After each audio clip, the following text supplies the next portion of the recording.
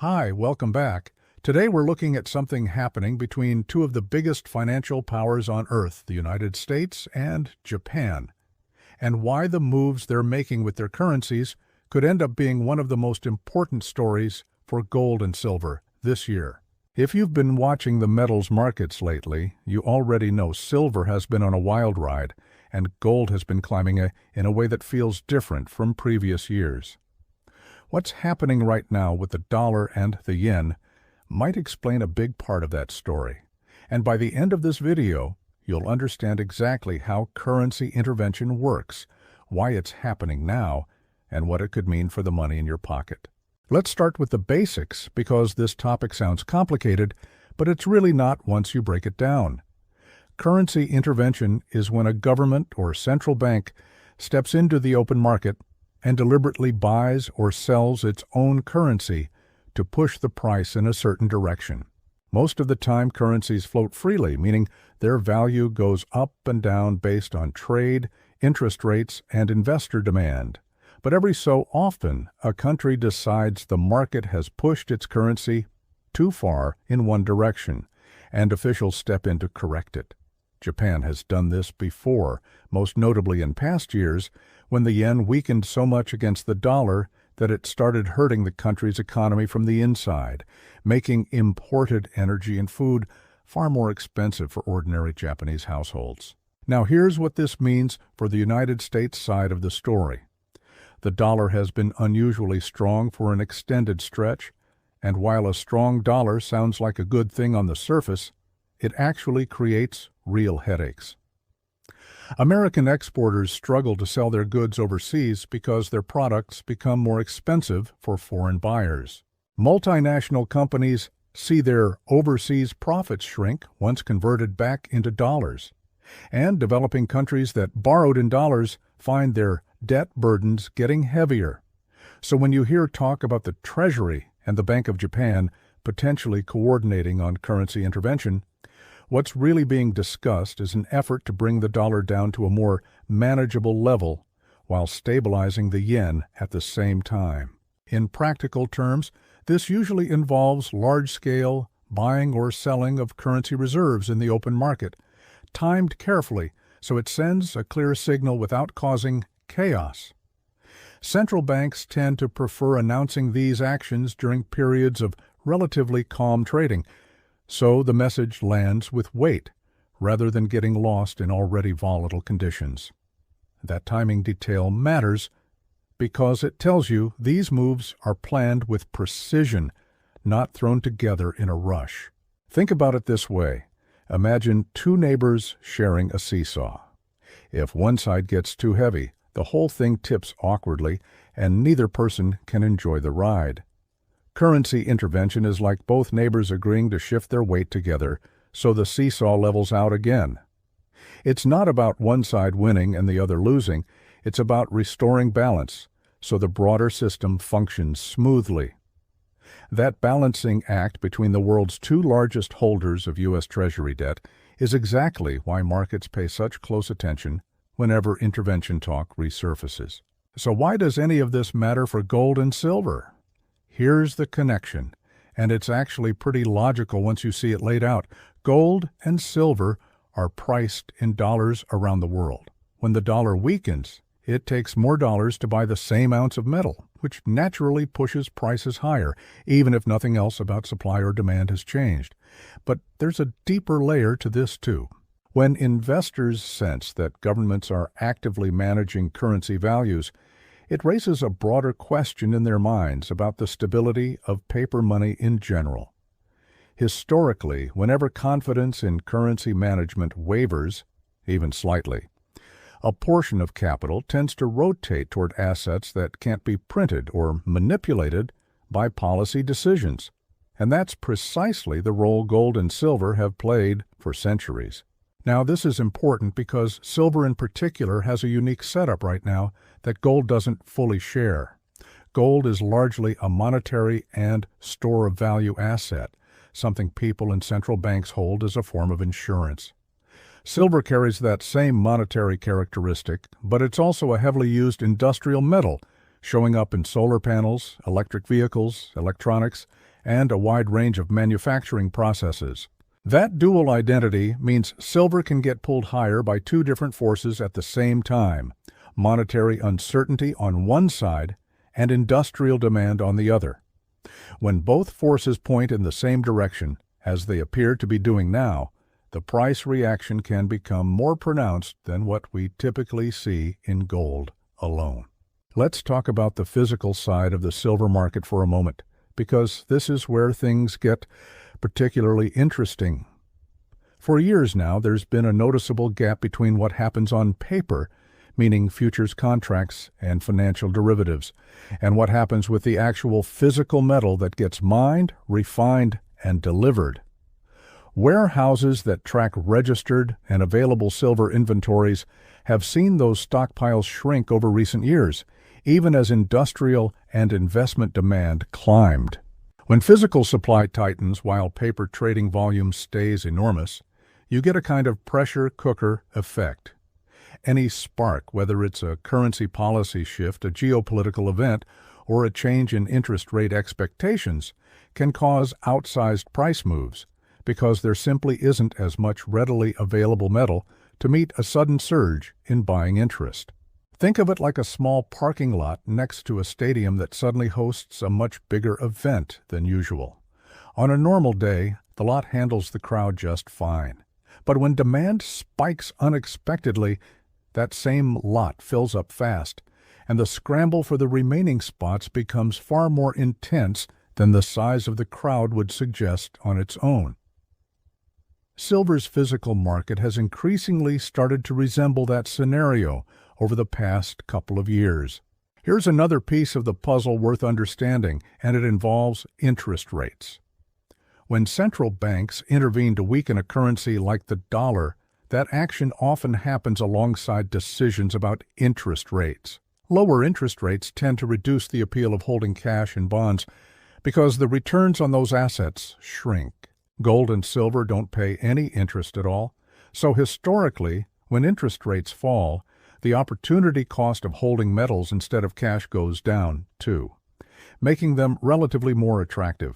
So you can see how currency intervention, interest rate policy, and precious metals prices are all connected threads of the same larger fabric rather than separate, unrelated stories. Before we go further, if you're finding this breakdown useful, consider subscribing to the channel. We put out clear, level-headed explanations of what's actually moving these markets, without the hype or the doom and gloom you'll find elsewhere, and it genuinely helps the channel grow when more people follow along. Now let's step back and look at this from a historical lens, because coordinated currency actions aren't new, and looking at past examples helps us understand what might come next. Decades ago, major economies coordinated to adjust currency values when imbalances became too disruptive for global trade to function properly. In more recent memory, Japan has intervened on its own multiple times to support the yen when it fell too quickly against the dollar. What's different about the current conversation is the idea of the United States Treasury actively participating alongside Japan, rather than Japan simply acting on its own to defend its currency. If that kind of joint action does take shape, it would represent a more deliberate signal that the world's largest economies see the current dollar strength as unsustainable, and that alone tends to get investors thinking about how to protect their purchasing power. It also carries a different weight diplomatically, because when two major economies act together rather than one acting alone, it suggests a shared assessment of the problem, and markets tend to take joint statements more seriously than unilateral ones. That's part of why even preliminary discussions about coordination can move prices well before any actual buying or selling of currency takes place. It's worth acknowledging, though, that not everyone agrees on how this plays out, and that's a healthy thing to consider. Some analysts argue that any intervention will be limited and temporary, more of a signal to calm markets than a lasting structural shift, meaning the dollar could stabilize fairly quickly rather than enter a prolonged decline.